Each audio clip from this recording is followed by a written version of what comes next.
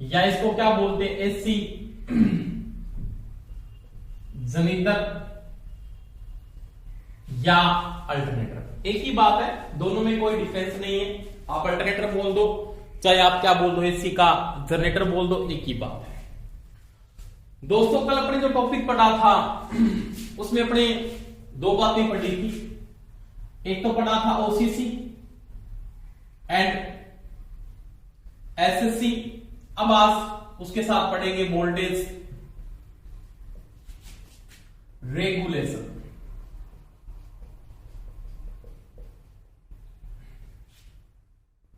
इसके बारे में बात करेंगे, वोल्टेज रेगुलेशन। देखो कल मैंने बात की थी, दो तीन बातें बताई थी और आपको यह भी बोला था कि तो पिछला वीडियो जो मैंने आपको लीडिंग लेगिंग और इन फेज यूनिटी पावर फैक्टर का जो कॉन्सेप्ट करवाया था वो थोड़ा सा देख लेना बोला था। और साथ साथ में पुनः वही बातें हैं, नोट स्टार्ट कर लो बनाने, पूरे टॉपिक कॉन्सेप्ट के साथ में कवर करवाऊंगा आपको। देखो दोस्तों वोल्टेज रेगुलेशन में आपने कल ओसीसी के बारे में पढ़ा था, जहां पे मैंने बात की थी कि जो इसका अभिलक्षण था ना वो इस प्रकार से बना हुआ था।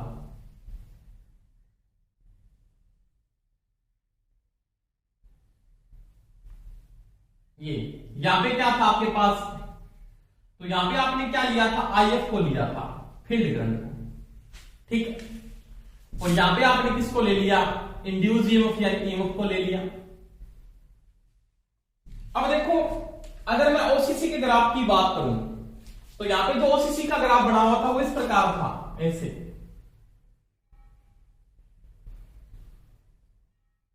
ये बना हुआ था ऐसे। इसको आपने बोला था ये जो ग्राफ होता है ये क्या होता है, इसका नॉन लीनियरली ग्राफ होता है, लीनियरली नहीं होता, ये क्या होता है आपका नॉन लीनियरली ग्राफ होता है। ये आपका इस बिंदु के ऊपर आपका इंड्यूस ईएमएफ है, यानी इस बिंदु के ऊपर आपका इंड्यूस ईएमएफ यानी ई, ठीक है। अब मैंने कहा था जब आईएफ आपका बढ़ता है, कल अपनी बात की थी कि जब आईएफ बढ़ता है ओपन सर्किट के अंदर, ओसीसी के अंदर बात करें तो उसके साथ क्या बढ़ता है, इंड्यूस ईएमएफ भी बढ़ता है, परंतु ये जो बढ़ता है वो क्या बढ़ता है, एरेकिक बढ़ता है। क्या बढ़ता है, एरेकिक, जिसको बोलते हैं प्लॉटर या नॉन लीनियरली, एक ही बात है। उसके बाद आपने एक बात और भी की थी, किसकी बात की थी, एसएससी की मैंने जब बात की थी तो वो उसके साथ मैंने कहा इसका जो ग्राफ होता है वो क्या होता है, रैखिक होता है, ऐसे लीनियरली। क्या होता है, लीनियरली, यानी ये जो ग्राफ होता है ये बिल्कुल क्या होता है, लीनियरली ऐसे होता है, बिल्कुल रैखिक। तो ये तो आपके पास ओसीसी है और ये जो ग्राफ आपके पास, तो ये जो ग्राफ आपके पास वो है एसएससी, शॉर्ट सर्किट कैरेक्टरिस्टिक का है, और ये होता है ओसीसी ओपन सर्किट कैरेक्टरिस्टिक का है। अब मैंने यहां पे बात की थी एसएससी के अंदर आईएफ जो बढ़ता है तो उसके साथ आर्मेचर धारा बढ़ती है, और ये क्या बढ़ता है, ये रहता है रैखिक ग्राफ, लीनियरली क्या रहता है, रैखिक। ये बात यहां तक कंप्लीट होगी। अब देखो इसके साथ मैं अगर यहां पे एक बात करता हूं, नॉर्मल कॉन्सेप्ट के साथ मैं अगर बात करूं तो यहां पे जो ये लाइन है ना, ये वाली लाइन, ये रैखिक वाली लाइन है, ये किसकी है, ये आप बोल सकते हो आईएस स्टेटर करंट बोल सकते हो, या बोल सकते हो आप आर्मेचर करंट, एक ही बात है, ठीक है। अब देखो यहां पे इसका जो ये ग्राफ है, यहां वाला ग्राफ, ये इंपॉर्टेंट ग्राफ है, ई कांस्टेंट हो गया यहां पे। इसके बाद ये जो लाइन आ रही है बिल्कुल क्या आ रही है, सीधी आ रही है ऐसे, ये बिंदु,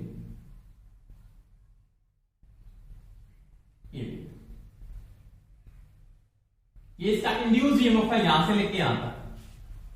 इसके साथ ये आपके पास क्या है, इसका आईएस है, यानी इस बिंदु का मैं कोई भी नाम लिख देता हूं, यहां पे ए बिंदु है मान लिया, ये बी है और ये क्या है, सी। इस ग्राफ के अंदर मैंने दोनों बातें एक साथ ही बताई है आपको, क्या कि जब आईएफ बढ़ता है तो आईएफ के साथ आईएस का मान भी बढ़ता है। कैसे बढ़ता है, रैखिक बढ़ता है। ये दोनों ग्राफ एक साथ बता रहा है, आईएस और आईआर में से धारा में कोई डिफरेंस नहीं।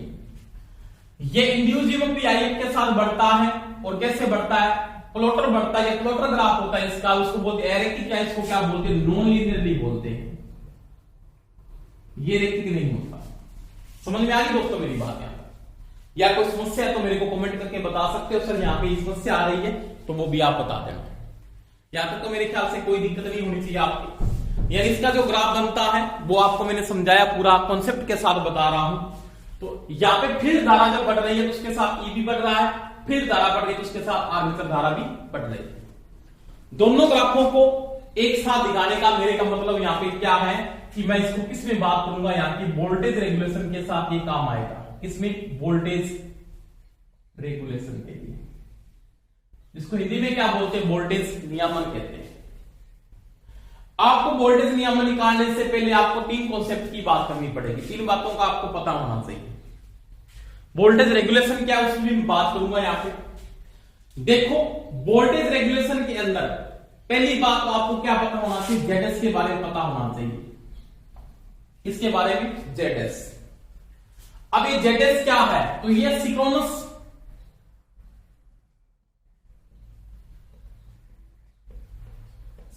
प्रतिबाधा, जो किसमें आएगी? ओम में। इसको सिंक्रोनस इंपीडेंस भी कह सकते हो आप। क्या कह सकते हो? Synchronous impedance. ये भी आपको निकालना पड़ेगा। 2 नंबर आएगा एक्सेस, ये होता है सिंक्रोनस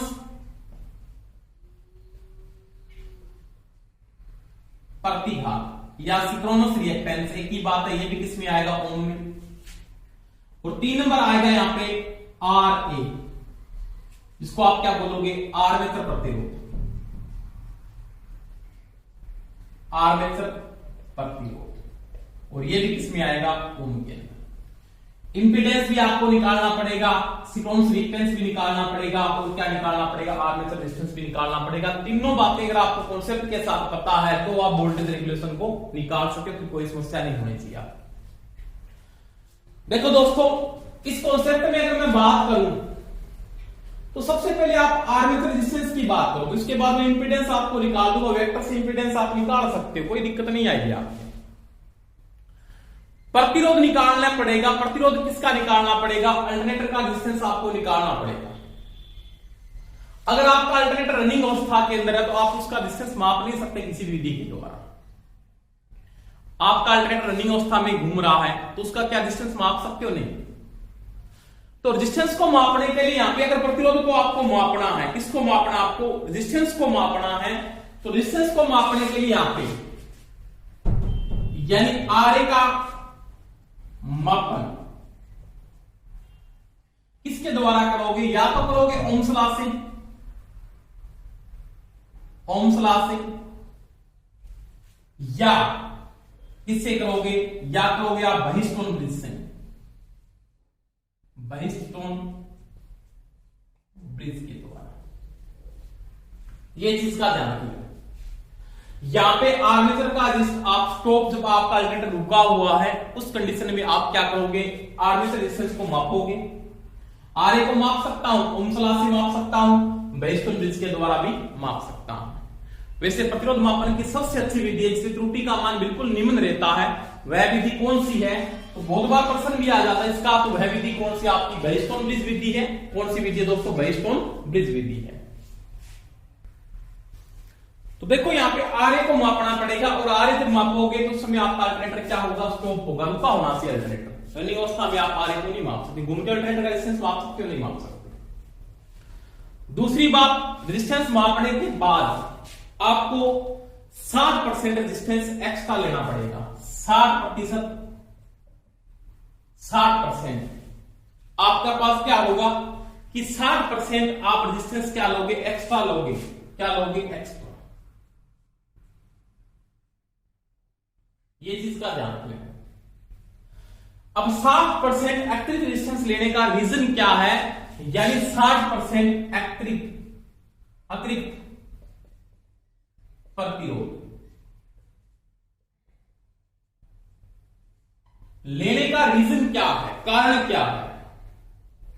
तो दोस्तों 60% रेजिस्टेंस में अलग जो ले रहा हूं वो उसका रीजन है स्किन इफेक्ट। तो बस ये प्रभाव, क्योंकि जब अल्टरनेटर रनिंग अवस्था में जाएगा तो उसका स्किन इफेक्ट के कारण रेजिस्टेंस क्या होता है? बढ़ जाता है, और उसके अंदर जो वैल्यू ली जाती है वो 60% ली जाती है। प्रश्न पूछ सकता है कि जब वोल्टेज रेगुलेशन के अंदर आप आर्मेचर रेजिस्टेंस को मापते हो, वोल्टेज रेगुलेशन के अंदर जब आप आर्मेचर रेजिस्टेंस को मापते हो आर्मेचर प्रतिरोध का मान कितना लिया जाता है उसके मुख्य मान से, तो उसका 60% एक्स्ट्रा लेके चलते हैं। रीजन क्या है? तो उसका रीजन है स्किन इफेक्ट। क्या है? Skin effect. इसको बोलते हैं हिंदी में त्वचीय प्रभाव। त्वचीय प्रभाव। स्किन का मतलब होता है त्वचा। स्किन इफेक्ट के कारण इसका रेजिस्टेंस क्या होता? बढ़ता है। जैसे मेरे पास जैसे आर्मेचर का आपने रेजिस्टेंस मापा, मान लिया उसका जो आर मापा आपके पास 100 ओम आया, मान लिया आपने माना कि 100 ओम आया, तो आप कितना लोगे? तो आप उसका लोगे 60% एक्स्ट्रा कर दो, 160 ओम लेके चलो। तो ये चीज का ध्यान लेना कि जो आप आर्मेचर रेजिस्टेंस की जो वैल्यू लेके चलते हो उसके जो मुख्य रेजिस्टेंस से लेके चलते हो 60% एक्स्ट्रा लेके चलते हो, उसका रीजन क्या है? उसका रीजन है स्किन इफेक्ट या क्या है? त्वचीय प्रभाव है। तो देखो यहां पे त्वचीय प्रभाव या स्किन इफेक्ट के कारण आपका 60% रेजिस्टेंस आप क्या लोगे? एक्स्ट्रा लोगे। एक्स्ट्रा लेने का रीजन क्या है? कि स्किन इफेक्ट के कारण जो आर्मेचर वाइंडिंग होगी उसका रेजिस्टेंस क्या होगा? बढ़ेगा। क्योंकि स्किन इफेक्ट तब आता है कि जब सप्लाई शुरू होगी। एसी सप्लाई में स्किन इफेक्ट होता है, डीसी में स्किन इफेक्ट नहीं होता। ये पता भी होगा आपको। नहीं पता तो आगे बात करेंगे। इससे कोरोना प्रभाव हो गया, स्किन इफेक्ट हो गया, तो बातें करेंगे। स्किन इफेक्ट एसी में पाया जाता है, ये पता होना चाहिए। जब अल्टरनेटर में एसी पैदा होगी तो उसका रेजिस्टेंस त्वचीय प्रभाव के कारण उसका रेजिस्टेंस बढ़ जाता है। उसमें 60% आप क्या लेके चलोगे? एक्स्ट्रा लेके चलोगे। ये बात समझ में आ गई मेरे? तो ये रेजिस्टेंस को तो आपने आरए की वैल्यू को यहाँ पे गणना कर लो। किसके द्वारा? ओम्स लॉ से कर लोगे या किससे कर लोगे? वेस्टर्न ब्रिज से कर लोगे। और उसमें 60% यहाँ पे क्या लोगे? आप एक्स्ट्रा ले लोगे। दूसरी बात, आपको यहाँ पे रिएक्टेंस निकालना पड़ेगा। एक्स एस, ये रिएक्टेंस जिसको आप बोलते हो सिंक्रोनस प्रतिघात, ये भी आपको निकालना पड़ेगा। सिंक्रोनस प्रतिघात आप निकाल सकते हो। आपको सिंक्रोनस प्रतिघात अगर निकालना है तो उसको कैसे निकालोगे? आपने इंपीडेंस निकालने का तरीका आपने पढ़ा है जेड बराबर होता है दोस्तों आर स्क्वायर प्लस में एक्स स्क्वायर का क्या होता है? रूट होता है। अगर मेरे को यहां पे क्या निकालना है? एक्स एस निकालना है। सिंक्रोनस रिएक्टेंस अगर निकालना है आप क्या करोगे? जेड स्क्वायर माइनस में क्या कर दोगे? R A. इसका क्या कर दोगे? बाद में रूट कर दोगे।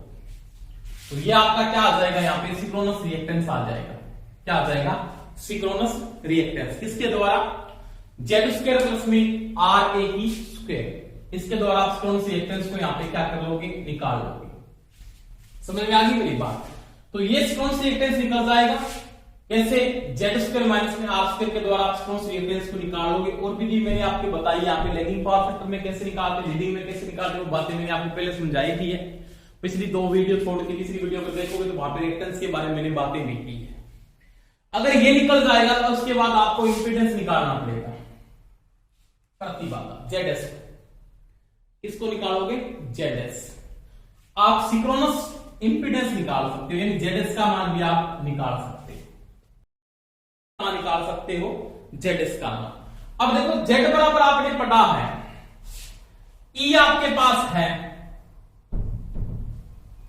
आईएस आपके पास है, इंड्यूस ईएमएफ और सिंक्रोनस धारा, ये स्टेटर की धारा और इंड्यूस ईएमएफ अगर दोनों आपके पास है तो आप जेड बराबर लिख सकते हो क्या?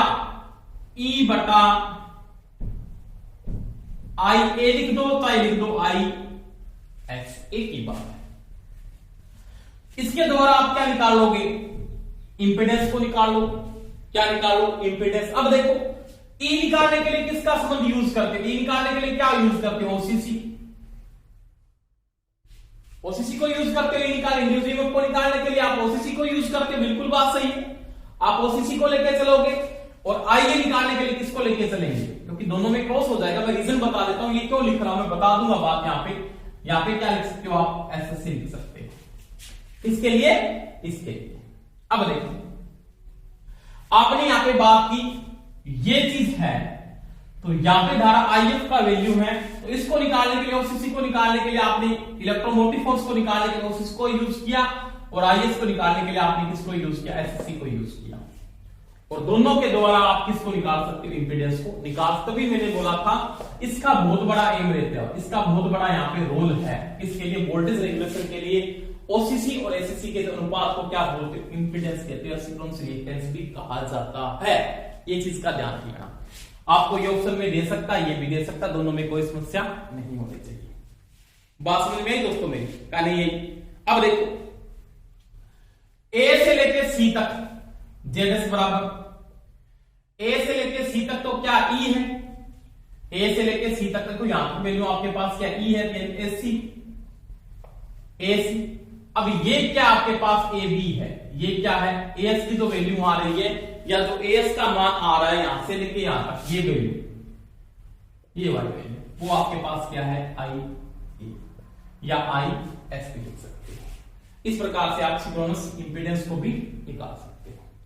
तो ये तीन कंडीशन आपकी, ये रिएक्टेंस निकल जाएगा, सिंक्रोनस इंपीडेंस निकल जाएगा, उसके बाद क्या निकल जाएगा, आर ए की वैल्यू भी निकल जाएगी। नोट कर ले, स्क्रीनशॉट लेना तो आप स्क्रीनशॉट भी यहां पे ले सकते हो, कोई समस्या आपके नहीं आनी चाहिए।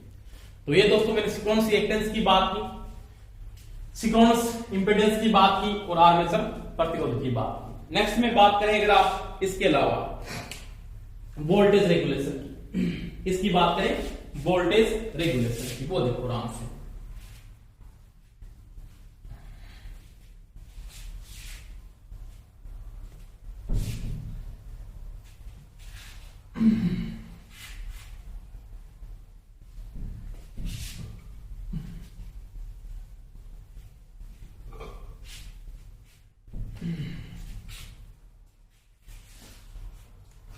इसके बाद जो कॉन्सेप्ट रहेगा वो रहेगा वोल्टेज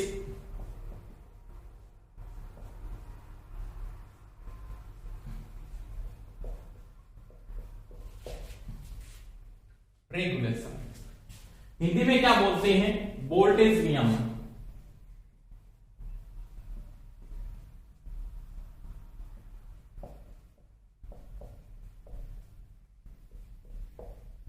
क्या बोलते हैं, वोल्टेज नियमन। अभी वोल्टेज रेगुलेशन क्या है उसके बारे में अगर मैं कॉन्सेप्ट के साथ बोलूं, किसी भी अल्टरनेटर को आपने नो लोड रखा, उसकी वोल्टेज इलेक्ट्रोमोटिव फोर्स को मापा, आपने इंड्यूस ईएमएफ को मापा मान लिया, और एक को क्या लिखा, फुल लोड। जैसे मेरे पास एक अल्टरनेटर है, मान लिया एक अल्टरनेटर ये है,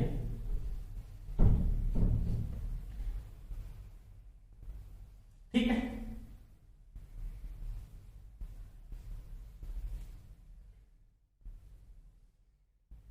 ये इसके टर्मिनल बिंदु है, इसके ऊपर मैंने यहां पे कोई भी लोड नहीं जोड़ा, यहां से कोई भी आपका करंट फ्लो हो रहा है, तो यहां पे ये ओपन है, इसके ऊपर मैंने क्या लगा दिया, यहां पे वोल्टमीटर को लगा दिया, ऐसे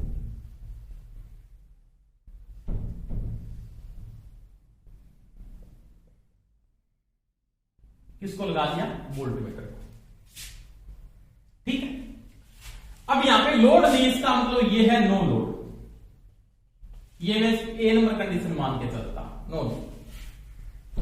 अब नो लोड की अवस्था में ये क्या पड़ेगा, इलेक्ट्रोमोटिव फोर्स यानी क्या पड़ेगा, इंड्यूस ईएमएफ पड़ता है, क्या पड़ता है, इंड्यूस ईएमएफ। एक को मैंने लगा दिया ऑन लोड, एक अल्टरनेटर और लिया मैंने, इसी अल्टरनेटर को मैंने ऑन लोड किया,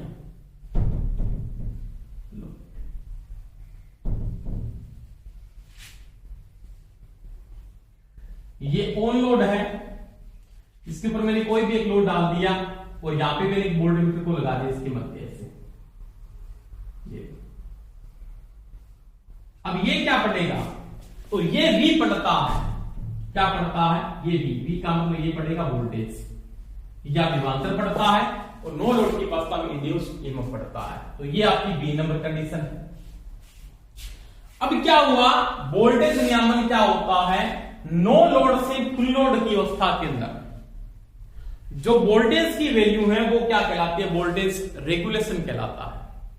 ये नो लोड और फुल लोड की वोल्टेज का जो डिफरेंस है उसको क्या बोलते हो आप, वोल्टेज रेगुलेशन कहा जाता है। यानी शून्य भार से पूर्ण भार की, इसमें लिख सकते हो आप यहां पे शून्य भार से, सॉरी, शून्य भार से पूर्ण भार, ये शून्य लोड है, ये क्या आपका फुल लोड है। इसको मैं लिख सकता हूं, ऑन लोड को लिख सकता हूं यहां पे, ये फुल लोड है, मान लीजिए क्या है, फुल लोड। यानी शून्य लोड और पूर्ण भार के मध्य जो ईएमएफ बदलता है, जो ईएमएफ इंड्यूस ईएमएफ बदलता है, वह बदलता है, वह वोल्टेज रेगुलेशन कहलाता है, वोल्टेज नियामन कहलाता है।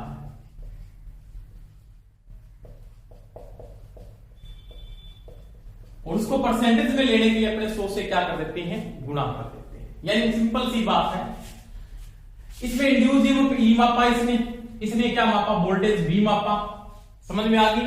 तो वोल्टेज रेगुलेशन क्या होगा, तो VR से लिख सकता हूं शॉर्टकट में वोल्टेज नियामन को।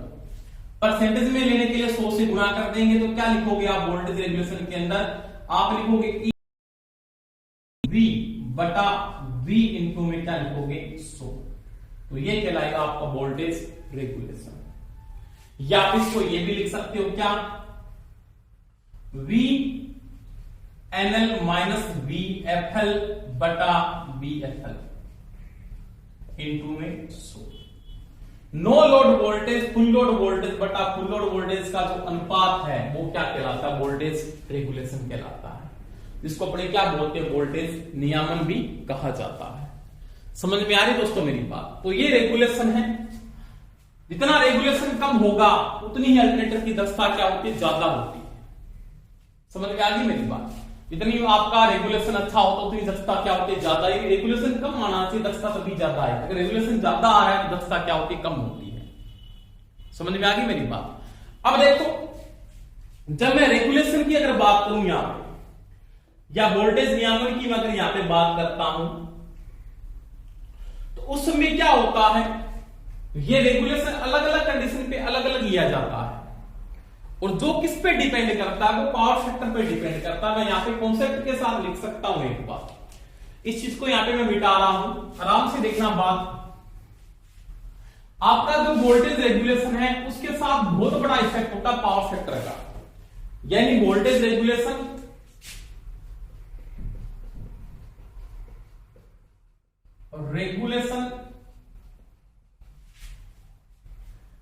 पीएफ पर निर्भर करता है, पावर फैक्टर पर निर्भर करता है। ये बहुत चीज इंपॉर्टेंट है, ये चीज का ध्यान रखें।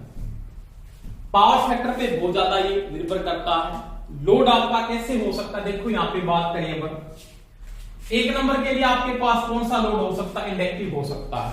2 नंबर रेजिस्टिव हो सकता है, कैपेसिटिव हो सकता है। अगर आपके पास कौन सा लोड है उसका पावर फैक्टर कैसे है, तो आप बता सकते हो कौन सा पावर फैक्टर है। सबसे पहले मेरे पास मानिए रेजिस्टिव लोड है, यानी प्रतिरोधी भार हो सकता है। 2 नंबर इसका पावर फैक्टर क्या था, यूनिटी। और मैंने आपको समझाया है कि जब रेजिस्टिव लोड होता है ना, उसके अंदर हमेशा ही क्या होगा, E ग्रेटर देन होगा किससे, V से।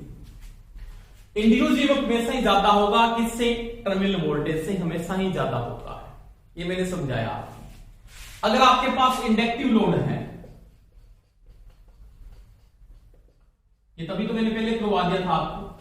अगर आपका इंडक्टिव लोड है उसके अंदर भी क्या होता है, इंड्यूस ईएमएफ हमेशा ही ज्यादा होता है किससे, टर्मिनल वोल्टेज से।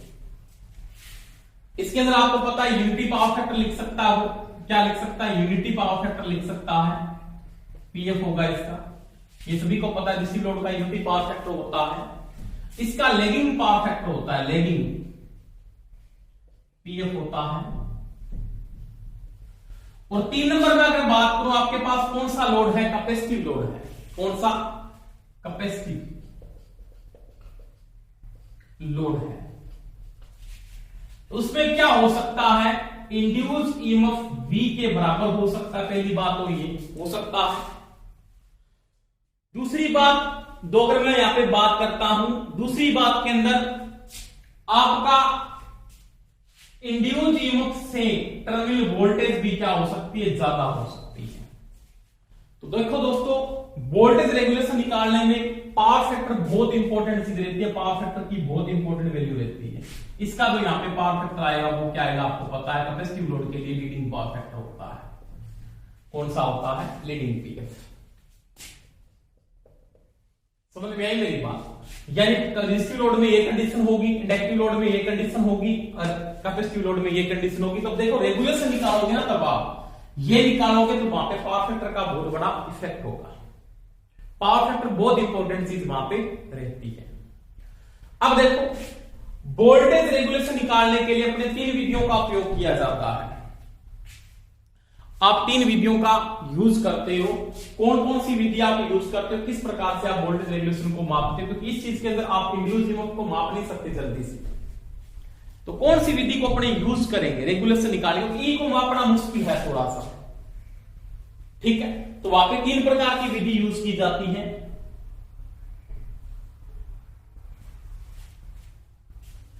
देखो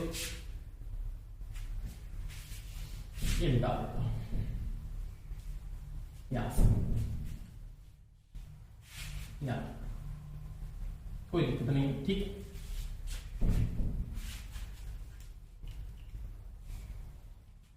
यानी इंड्यूस ईएमएफ को मापने का, इंड्यूस जो ईएमएफ है नोड बोल सकते हो आप, मापने की विधियां, ये इंपॉर्टेंट है क्योंकि इंड्यूस ईएमएफ आएगा टर्मिनल वोल्टेज को आप वोल्टमीटर से माप सकते हो, सिंपल है। पर तो आप ये नो लोड करके ऐसे आप इंड्यूस ईएमएफ को नहीं माप सकते। इंड्यूस ईएमएफ को मापोगे तभी आपके पास वोल्टेज रेगुलेशन आएगा। तो यहाँ पे चीज का ध्यान रखना, रेजिस्टिव लोड के साथ भी निकाल सकते हो, इंडक्टिव लोड के साथ भी निकल जाएगा और कैपेसिटिव के साथ निकल जाएगा। पर तो ये जो इंड्यूस ईएमएफ है इनोड की वैल्यू आ रही है, इनोड की वैल्यू है, इनोड ईएमएफ जो आपको निकालना पड़ेगा उसके लिए आप 3 विधियों का यूज करते हैं। तो आती है जेडस विधि। कौन सी? जेडस विधि। जेडस विधि का मतलब क्या है आपने पढ़ा भी है, और सबसे इंपॉर्टेंट है 1 नंबर विधि कौन सी है? सिंक्रोनस इंपीडेंस विधि के द्वारा आप निकाल सकते हैं। ये बहुत ज्यादा इंपॉर्टेंट है, इस विधि का सबसे ज्यादा आप उपयोग करते हो, ये चीज का ध्यान रखना। आपको पूछ सकता है अल्टरनेटर में जब वोल्टेज रेगुलेशन को मापते हैं उसका इंड्यूस ईएमएफ को मापने की कौन सी विधि को सबसे ज्यादा उपयोग किया जाता है?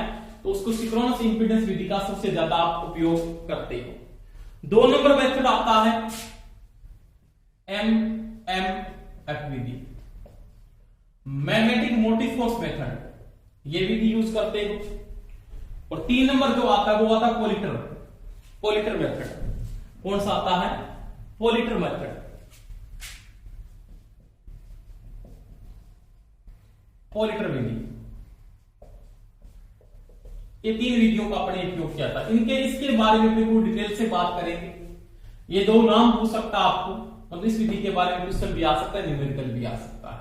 तो 3 विधियों का अपने यूज करते हैं, जेडएस का, एमएफ का और पोलिटर विधि का। 3 विधियों का उपयोग करते हैं इंड्यूस ईएमएफ मापने के लिए। 3 विधियों का उपयोग किया था, किसके अंदर? अल्टरनेटर में करते हैं। ठीक है दोस्तों, तो ये नेक्स्ट क्लास में अपने तीनों की तीनों विधियां पढ़ेंगे। कौन सी विधि के द्वारा आप ईएमएफ को मापते हो, कैसे मापते हो, वो पूरा पढ़ेंगे। परंतु आप थोड़ा सा ध्यान रखना, इस कॉन्सेप्ट को थोड़ा कंप्लीट करना। उसके साथ आप ये जो क्लास है ये जरूर अटेंड करके देखना। इसमें ये पता होना चाहिए, ये भी पता होना चाहिए, ये भी पता होना चाहिए। मैं निकालने के समीकरण भी आपको यहाँ पे बताएंगे किस प्रकार से निकालने को। नेक्स्ट वीडियो में आप क्लास अटेंड करके जरूर देख लेना, फिर भी आगे वाली क्लास आपके समझ में आएगी। ठीक है।